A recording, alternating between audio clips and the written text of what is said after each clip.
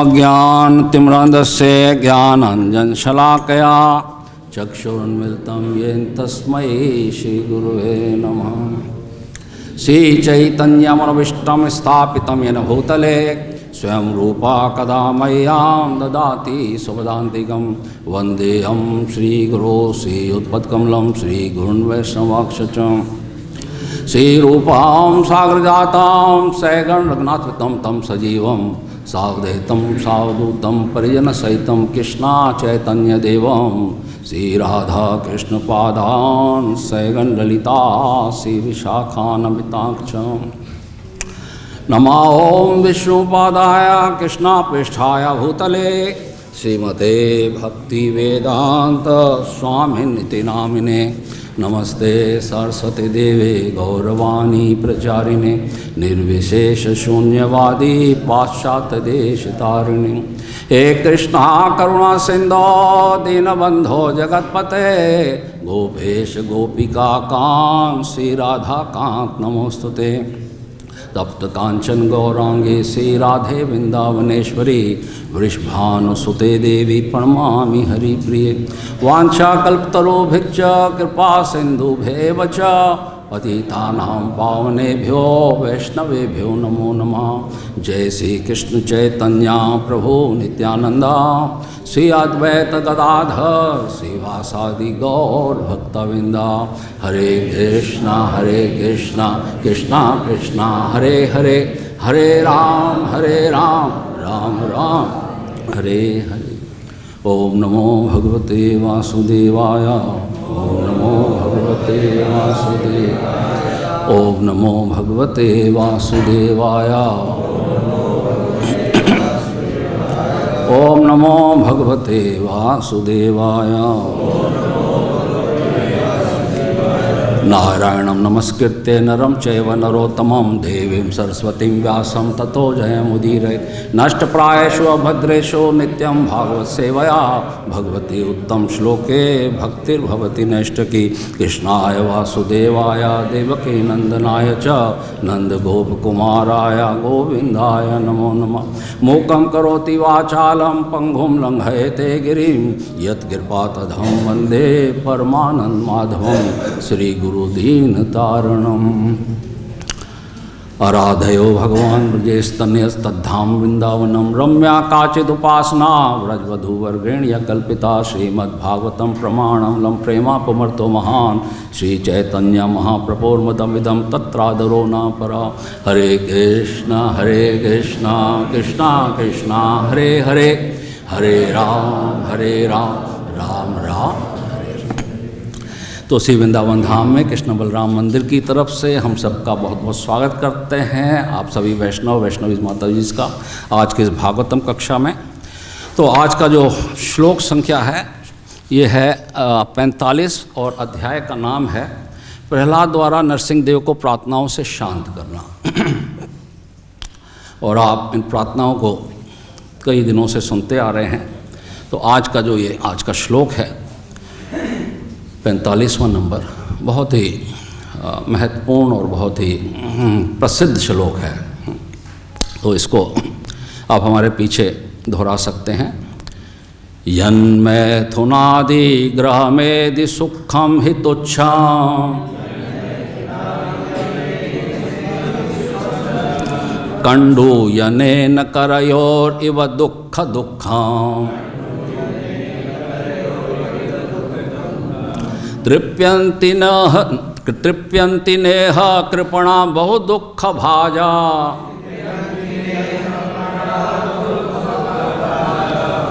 कंडूति one मनसिजं विषहेत धीरा यन्मैथुनादि ग्रहमेदि सुखम हितोच्छाम कंडूयनेन करयोर इव दुःख दुःखम तृप्यन्ति नेह कृपणा बहु दुःख भाजा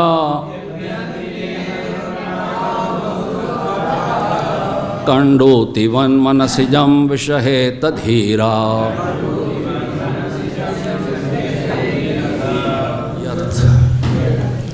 जो इंद्रिय तृप्ति के निमित्त है।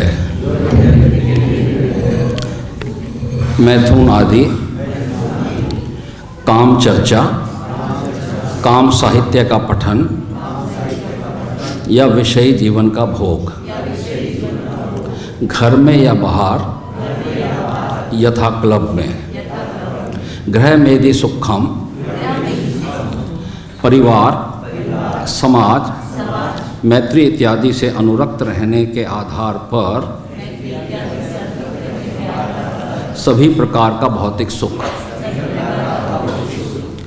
ही निसंदेह तुच्छम, तुच्छ नगण्य, कंडूयनेना खुजलाने से, करयो दोनों हाथों के खुजली दूर करने के लिए, इव सदृश दुखा दुखम विभिन्न प्रकार के दुख इंद्रिय तृप्ति के खुजली के पश्चात होने वाले, तृप्यंती तुष्ट हो जाते हैं, न कभी नहीं, यह भौतिक इंद्रिय तृप्ति में कृपण मूर्ख व्यक्ति बहु दुख भाज विभिन्न प्रकार के दुखों को प्राप्त कंडूतिवतः यदि ऐसी खुजलाहट से सीख ले सकें, मनसी जम जो मात्र मानसिक कल्पना है, वास्तविक सुख नहीं होता, विषहेत तथा ऐसी खुजलाहट सहन करता है, धीर अत्यंत पूर्ण तथा धीर व्यक्ति बन सकता है। अनुवाद और तात्पर्य शिला प्रभुपाद जी के द्वारा। शिला प्रभुपाद की विषय जीवन की तुलना खुजली दूर करने हेतु दो हाथों को रगड़ने से की गई है। गृह मेदि अर्थात तथा कथित गृहस्थ जिन्हें कोई आध्यात्मिक ज्ञान नहीं है, सोचते हैं कि यह खुजलाना सर्वोत्कृष्ट सुख है, यद्यपि वास्तव में यह दुख की जड़ है। कृपण जो ब्राह्मणों से सर्वथा विपरीत होते हैं, बारंबार इंद्रिय भोग करने पर भी तुष्ट नहीं होते, किंतु जो धीर हैं और इस खुजलाहट को सह लेते हैं, उन्हें मूर्खों तथा धूर्तों जैसे कष्ट नहीं सहने पड़ते।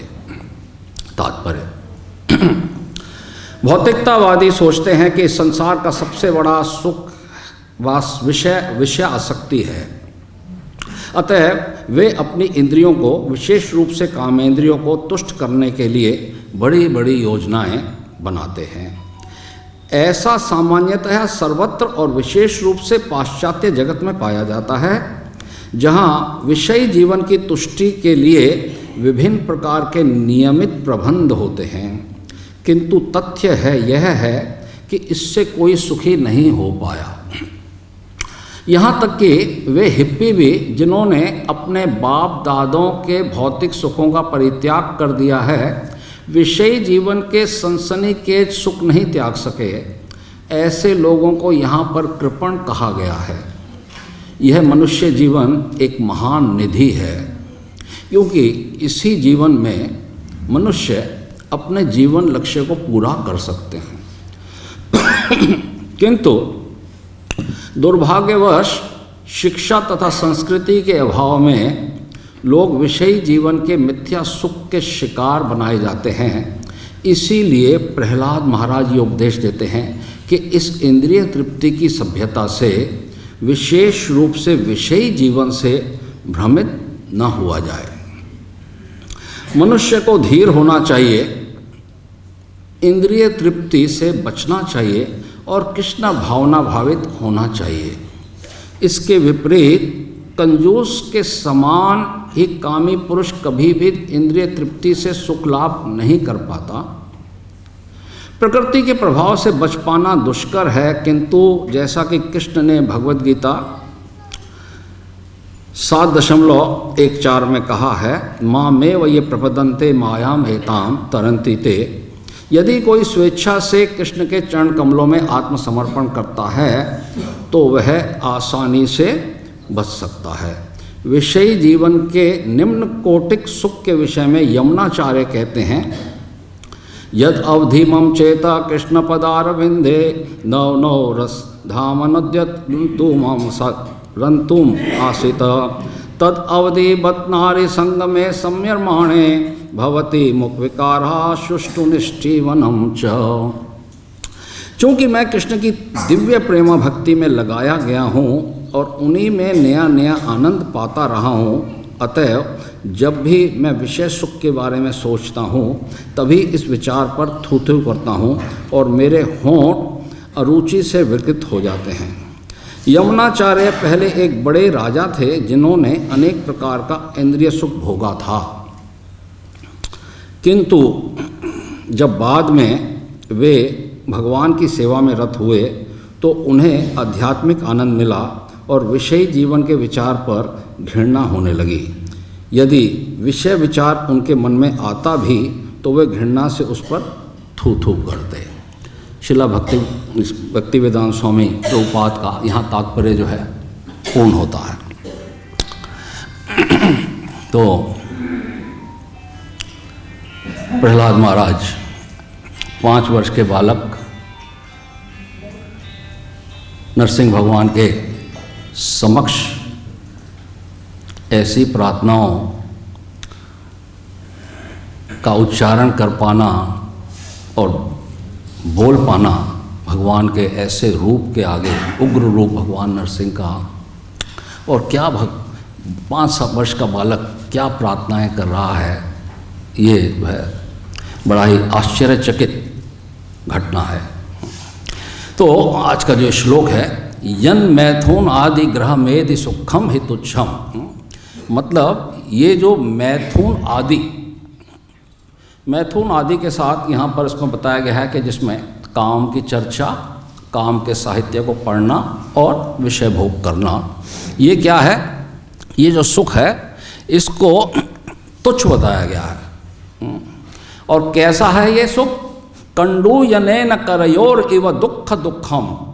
कंडू यनेन का मतलब है कि जिस प्रकार से खुजलाया जाता है, कैसे, करयोर का मतलब दोनों हाथ, कर मतलब हाथ, दोनों हाथों को, करयोर इव दुख दुखम, जब दोनों हाथों को बहुत तेज खुजली होती है, जैसे कई लोग देखते हैं कईयों को स्किन डिसीज़ हो जाता है, एक्जिमा हो जाता है, एक्जिमा के बाद क्या करते हैं, बहुत खुजलाते हैं, इतना खुजली होता है, अंत में वो और बिगड़ जाता है। तो ये जो सुख है, और खुजलाने में बड़ा सुख मिलता है, लेकिन बाद में उसका परिणाम बहुत ही घातक हो जाता है। तो यहाँ पर प्रहलाद महाराज कह रहे हैं, यन मैथुन आदि ग्रह मेदि सुखम हितुच्छम कंडू यनेन करयोर इव दुख दुखम, जिस प्रकार से दोनों हाथों को खुजलाया जाए और उसका परिणाम बड़ा घातक होता है। तृप्यंति न कृपणा बहु दुख भाजा, कि जो कृपण हैं, जो कंजूस हैं, ब्राह्मण उदार होते हैं और कृपण कंजूस होते हैं, तो कह रहे हैं कि तृप्यंति नेह, जो कंजूस व्यक्ति है वो क्या करता है, इसको बहु दुख भाजा, विभिन्न प्रकार के दुखों को प्राप्त करता रहता है।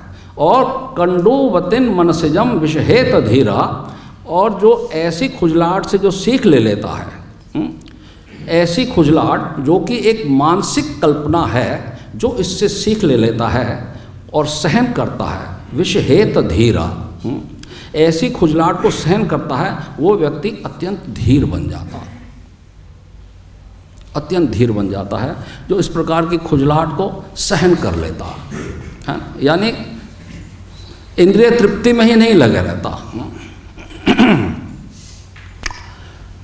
तो महाप्रभु कहते हैं, अयि नंद तनुज किंकरम पतिताम माम विषमे भवाम बुधो, ये भाव का अम्बु, ये भाव सागर में महाप्रभु कहते हैं हम गिर गए हैं। अब मालूम नहीं था कि यहाँ क्या क्या संकटों से जूझना पड़ने वाला है। अय नंद तनुज किंकरम पतितम माम विषमे भवम बुधो कृपया तब पाद पंकजा स्थित धूलि सदृश विचिंतया। तो वास्तव में ये जो जगत है और ये जो 14 भुवन है, इसको मैथुन आगार कहा गया है। क्या कहा गया है? मैथुन आगार। श्रील प्रभुपाद इसके ऊपर बड़ा सुंदर 3 अध्याय में इसका व्याख्या करते हैं कि इसकी जो कल्पना है कैसे की जाती है, ये संसार जगत जो है इसको बताते हैं।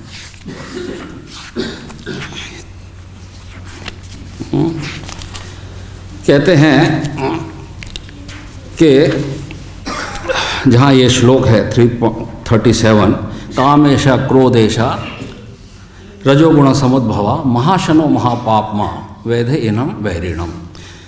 तो श्री भगवान कहते हैं, हे अर्जुन, इसका कारण रजोगुण के संपर्क से उत्पन्न काम है, जो बाद में क्रोध का रूप धारण करता है, जो इस संसार का सर्वभक्षी शत्रु है। तो यहाँ श्रील प्रभुपाद कहते हैं कि जब जीवात्मा इस भौतिक सृष्टि के संपर्क में आता है तो उसका शाश्वत कृष्ण प्रेम रजोगुण की संगति से काम में परिणित हो जाता है। ये स्वाभाविक है। काम वासना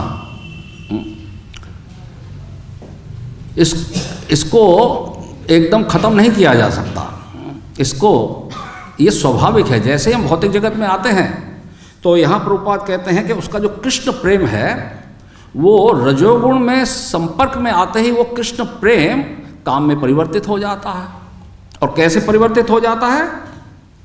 जिस प्रकार से इमली के संसर्ग में दूध जो है दही में बदल जाता है, दूध दही में बदल जाता है, तो उसी प्रकार से जो है ये जो हमारा कृष्ण प्रेम है, नित्य सिद्ध कृष्ण प्रेम साधे कब हो नाया श्रवण आदि शुद्ध चित्ते करे उदय। तो ये नित्य सिद्ध कृष्ण प्रेम जो है हम सबके हृदय में है, लेकिन इस भौतिक जगत में आने के बाद और रजोगुण के संपर्क में आने के बाद हमारा वो कृष्ण प्रेम काम में परिवर्तित हो जाता है।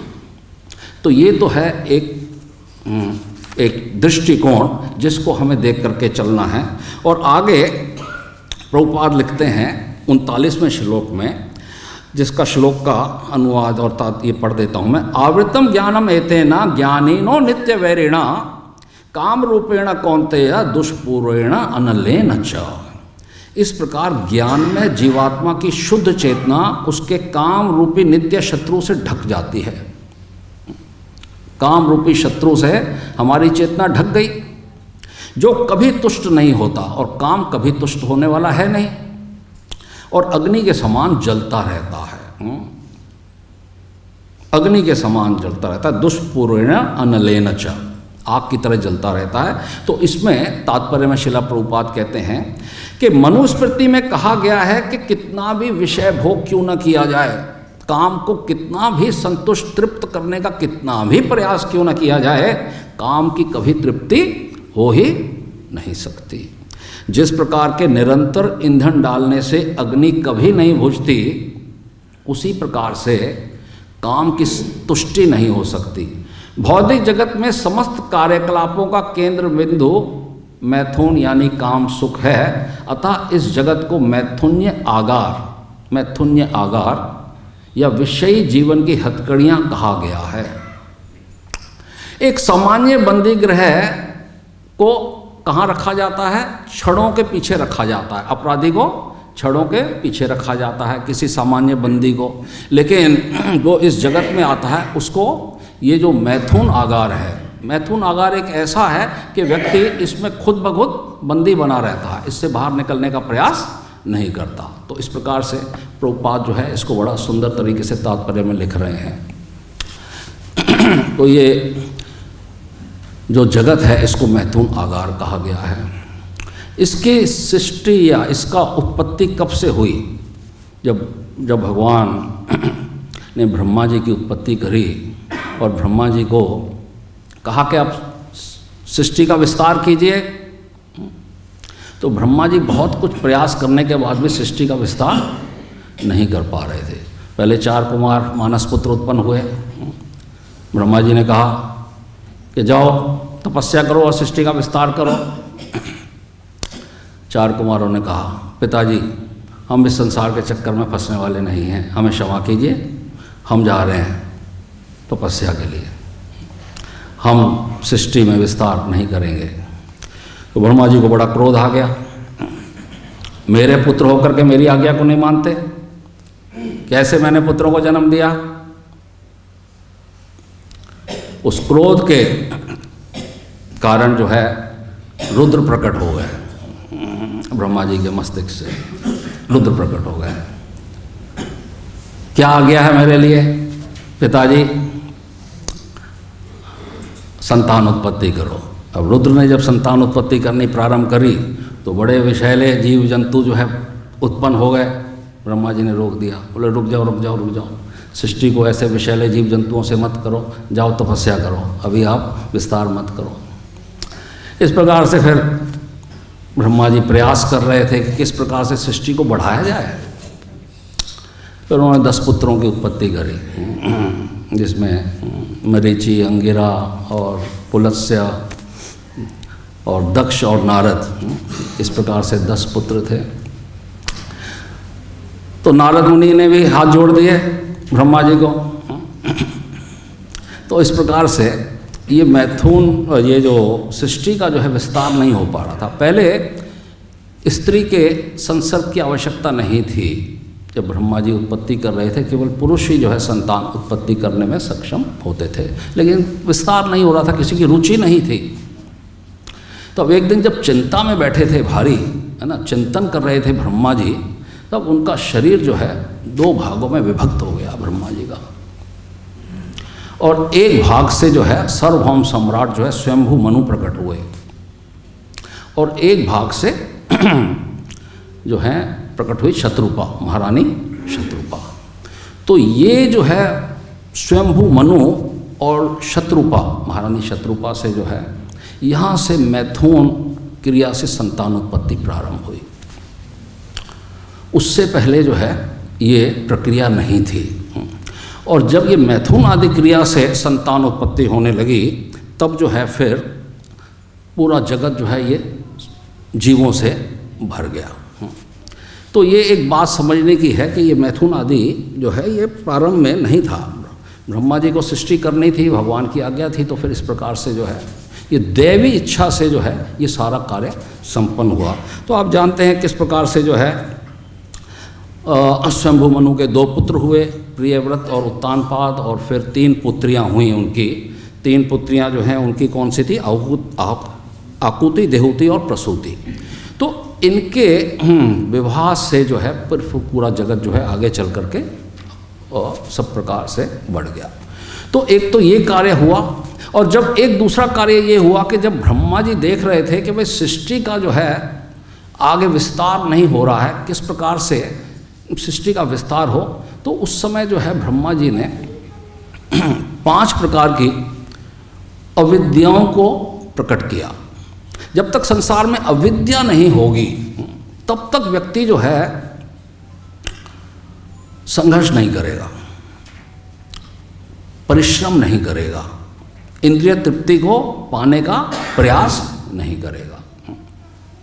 अगर सबको ज्ञान है जीवेरा स्वरूप है रा कृष्णेरा नित्यादास, तो फिर परिश्रम क्यों करो भाई, मैं तो भगवान का दास हूँ, मेरे को भगवान की सेवा करनी है। तो इस ज्ञान को ढकना है, इस ज्ञान को ढकना है कि आप भगवान के अंश हैं और भगवान के दास हैं। इसको ढकने के लिए ब्रह्मा जी ने 5 प्रकार की अविद्याओं को प्रकट किया। तो वो जो अविद्या हैं वो क्या हैं? सबसे पहले है तमस। तमस का मतलब होता है अज्ञान, है ना। हम प्रारंभ में ही कहते हैं ना, ओम अज्ञान तिमिरांधस्य ज्ञानांजन शलाकया। मैं घोर अज्ञान के अंधकार में उत्पन्न हुआ था, लेकिन मेरे गुरु ने ज्ञान रूपी शलाकों से मेरी आँखों को खोल दिया। तो सबसे पहले जीव जब इस जगत में आता है तो उसके ऊपर एक ये परत चढ़ा दी जाती है, किसकी? तमस की, अज्ञान की।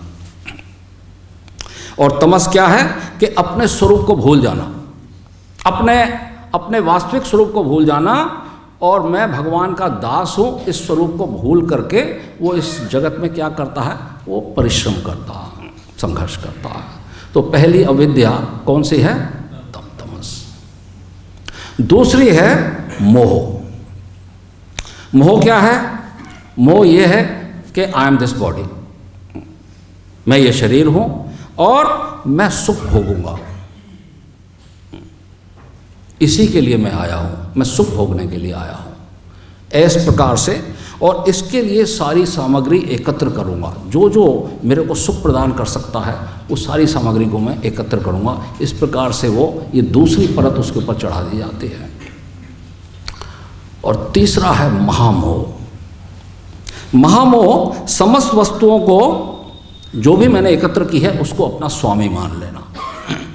ये वस्तुएं हमेशा मेरे साथ रहेंगी और मैं इसका स्वामी हूँ, ये हो गया महामोह। ये एक और परत चढ़ा दी गई। और उसके बाद में है तामिस्त्र।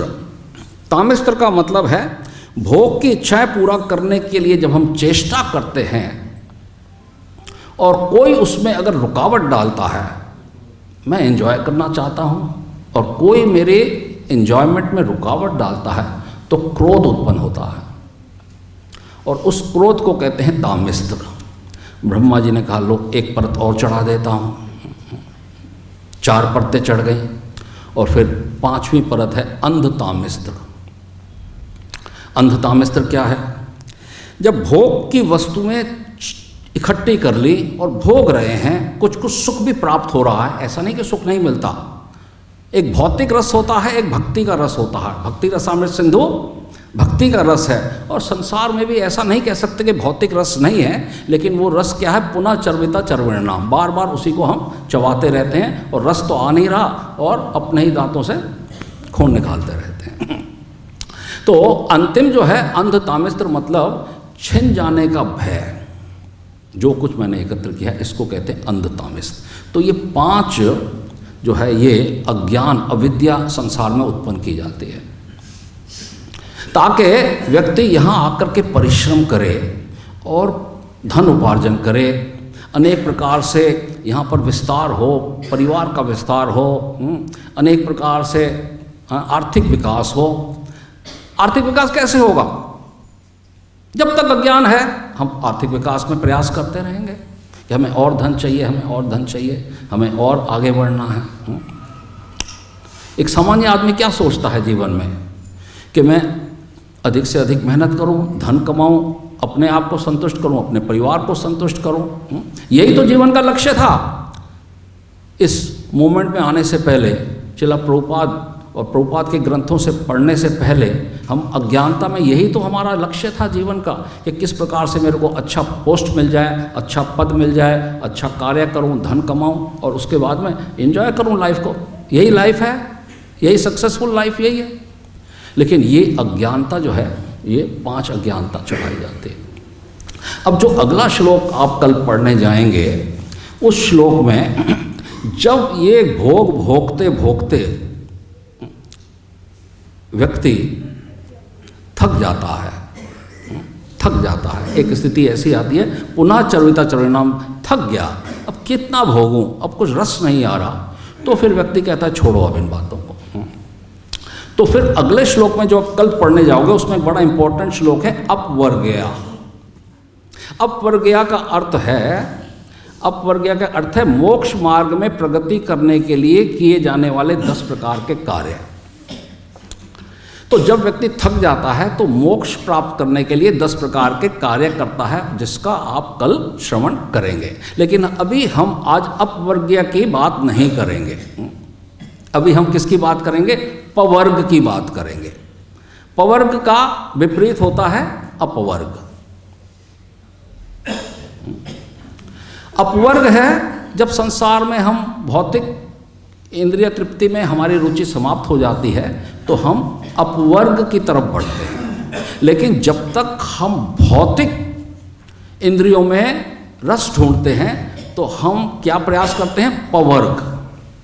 तो 5 प्रकार की हमने अविद्याएं और 5 प्रकार के पवर्ग क्या है इसके ऊपर थोड़ी सी हम चर्चा करते हैं। प का मतलब होता है परिश्रम। इतना परिश्रम करके हद कर दे, हद कर दो, परिश्रम कर करके पूरे जगत को दिखा दो कि देखो मैं कितना परिश्रमी हूँ और कितना मैंने अपने परिश्रम से धन अर्जित किया, मैंने कितना वैभव अर्जित कर लिया। तो ये अज्ञान है। वास्तव में भौतिक संपत्ति जो भी कुछ हमको प्राप्त होनी है, दैट इज डेस्टाइन्ड। वो प्रारब्ध में है, वो हमको मिलके रहेगी। आप नहीं चाहोगे तो भी मिलेगी, और नहीं है तो जितना भी हम अपना सर दीवार से फोड़ लें, वो चाह करके भी हमको मिलने वाला नहीं है। लेकिन जब अज्ञानता होती है तो हम क्या करते हैं? बहुत कठिन परिश्रम करते हैं। ममैवांशो जीवलोके जीवभूता सनातना मन षष्ठानि इंद्रियाणि प्रकृति स्थानी कर्षति। तू तो भगवान कहते हैं मेरा अंश है, लेकिन इस संसार में आकर के कठोर परिश्रम कर रहा है, कठोर संघर्ष कर रहा है मन और इंद्रियों के साथ। क्यों? क्योंकि हम अपने संबंध को भगवान के साथ भूल गए हैं। तो ये है पवर्ग का पहला प। और दूसरा है प के बाद फ। इतना परिश्रम करने के बाद क्या निकल आता है मुंह से? फैन। फैन जैसे बहुत जब कड़ी मेहनत करता है बैल या घोड़ा तो मुंह से झाग निकल आती है। तो इतना मेहनत करते हैं कि मुंह से झाग निकलने लगती है। तो ये हो गया प और फिर फ। और जब मेहनत करी, इतनी मेहनत कर ली कि मुंह से झाग निकल रही है, तो वास्तव में कुछ ना कुछ तो हमने इकट्ठा कर लिया, कुछ भौतिक सुख सुविधाएं हमने एकत्र कर ली। और उन भौतिक वस्तुओं को जिनको हमने एकत्र कर लिया, उसमें अब आसक्ति हो गई। कितनी कड़ी मेहनत करी मैंने, रात दिन एक कर दिया, और अब जो मैंने वस्तु प्राप्त करी है उनमें आसक्ति हो गई। प फ ब। ब वो बंधन का कार्य हो गया, बंधन हो गया। और उसके बाद जो है, बंधन के बाद आपको आता है भ। भ का मतलब कि अब जो मेरे पास है वो मेरे से कहीं छूट ना जाए, कहीं मेरे से छूट ना जाए। तो हो गया भय। और फिर भ के बाद म।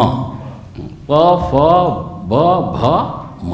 म का मतलब फिर इसी भय में वो अंत में मृत्यु को प्राप्त हो जाता है। तो ये है पवर्ग। लेकिन इस पवर्ग से फिर व्यक्ति कहाँ जाता है? अपवर्ग की तरफ आगे बढ़ता है, जिसको कुछ ज्ञान हो जाता है। पूर्ण ज्ञान तब होता है जब वो भगवान की शरण में आता है। उससे पहले अनेक प्रकार के वो अपवर्ग के कार्य हैं जो आप कल उसको आप श्रवण करेंगे कि किस प्रकार से अपवर्ग की तरफ एक व्यक्ति जाने का प्रयास करता है। तो अब इस श्लोक में जो हमने आज इसमें जो चर्चा करी है कि ये जो यहाँ पर बताया गया है कि अपना ऋषभ देव जो हैं अपने पुत्रों को सब समझाते हैं, है ना। उसमें 5वें स्कंद के 5वें अध्याय में जो पहला श्लोक है, नायम देहो दे भजाम निर्लोके कष्टान कामान अर्थे विट बुझाये तपो दिव्यम पुत्र का ये न सत्वम शुद्धेद यस्माद भ्रम सौख्यम तो अनंतम। तो यहाँ ऋषभ देव जी अपने पुत्रों को जो ज्ञान प्रदान कर रहे हैं, तो कह रहे हैं कि हे पुत्रों, इस संसार के समस्त देहधारी जीवों में, संसार में समस्त देहधारी जीव जिसमें अनेक प्रकार की 84 लाख प्रकार की योनियां हैं, तो आपको क्या है, जिसे मनुष्य देह प्राप्त हुई है, मनुष्य देह जिसको प्राप्त हुई है, उसे इंद्रिय तृप्ति के लिए ही रात दिन कठिन परिश्रम नहीं करना चाहिए, क्योंकि ऐसा तो मल खाने वाले कुकर सुकर भी उनको प्राप्त हो जाता है। मनुष्य को चाहिए कि भक्ति का दिव्य पद प्राप्त करने के लिए वह अपने को तपस्या में लगाए। तो हमको जो तपस्या करनी है वो केवल भक्ति के दिव्य पद को प्राप्त करने के लिए करनी चाहिए, क्योंकि वो आपको करने से मिलेगी, और भौतिक पद में जितना सुख और सुविधा है वो आपको प्रारब्ध के अनुसार प्राप्त हो जाएगा। ये हमारी अज्ञानता है कि जो हमको प्राप्त वास्तव में अपने आप होना है उसके लिए हम परिश्रम करते हैं, और जो अपने आप प्रयास नहीं हो सकता उसके लिए हम छोड़ देते हैं कि अभी भगवान की इच्छा नहीं है, भगवान जब करवाएंगे तब करूँगा, भगवान जब मंगला आरती में बुलाएंगे तब बुलाऊँगा। उसके लिए हमें प्रयास करना होगा। हम विपरीत चलते हैं, विपरीत चलते हैं। तो ऐसा करने से क्या होगा, जब अपने को तपस्या में लगाएंगे तो हृदय शुद्ध हो जाता है। जब हम भगवान की भक्ति में जुड़ते हैं तो चेतो दर्पण मार्जनम भव महादावाग्नि निर्वापरम श्रेय कैरव चंद्रिका वितरण विद्या वनोजे आनंद अम्बुधि वर्धनम प्रतिपदम पूर्णामित स्वाधनम सर्वात्मा नास्नापनम परम विजयते। तो ये जो भक्ति का सुख है ये आनंद अम्बुधि वर्धनम, ये वर्धन होता ही जाएगा, होता ही जाएगा, आप रुक नहीं सकते। और करूं और करूं और कहाँ जाऊं, क्या करूं, किससे क्या सुनूं, कौन से भक्त से मिलूं, कौन से भक्त से हमको प्रेरणा मिलेगी कि हम भक्ति में आगे बढ़ें। तो भक्ति में लोभ बहुत आवश्यकता है। संसार में भी लोग लोभ करते हैं, लेकिन वो लोभ क्या है, वो लोभ जो है नरक का द्वार है।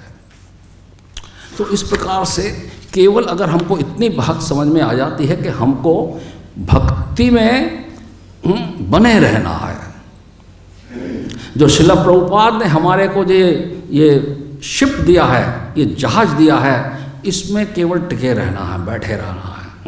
भक्तों के दर्शन करते रहो, हरिनाम कीर्तन करते रहो, प्रसाद खाते रहो, और वास्तव में और ज़्यादा अधिक परिश्रम करने की आवश्यकता संसार में नहीं है, क्योंकि ये अज्ञान है, ये अविद्या है। तो यहाँ यही कहा गया है कि जो धीर है वो इस खुजलाहट को सह लेते हैं। केवल ये जो इंद्रिय तृप्ति का जो आकर्षण है इसको अगर हम सह लेते हैं तो फिर वो व्यक्ति धीर बन जाता है, और सारे जगत के जितने भी कष्ट हैं वो वास्तव में इस इंद्रिय तृप्ति, ये जो जड़ है, जड़, इसी से सारा दुख जो है प्राप्त होते हैं। तो केवल और केवल फिर जो है वहाँ कहते हैं ऋषभ भगवान जो है कहते हैं महसेवाम द्वारम आहुर विमुक्तस तमो द्वारम योषिताम संगी संगम,